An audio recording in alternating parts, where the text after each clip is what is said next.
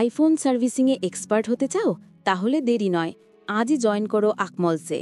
আইফোনটা যখনই খুলবো না কেন, খোলার সময় প্রত্যেকটি আইফোনই আগে ডিসপ্লে পার্ট উপর থেকে খুলতে হয়। বর্তমানে কিছু কিছু সিরিজে আবার এই পাশ থেকে খোলা যায়।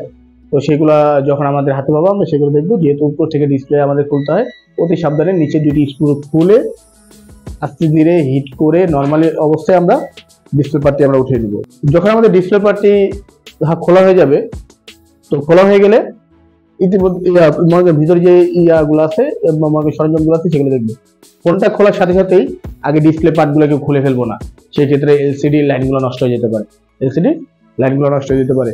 সবার আগে যেটা করবো, যে কোনো ফোন খুলি না কেন আগে ব্যাটারিটা খুলবো। ব্যাটারিটা ডিসকানেক্ট হয়ে গেলে ডিসপ্লে পার্টটা খুলে আলাদা এক পাশে রাখবো। রাখার পরে আমরা বোর্ডে যাব।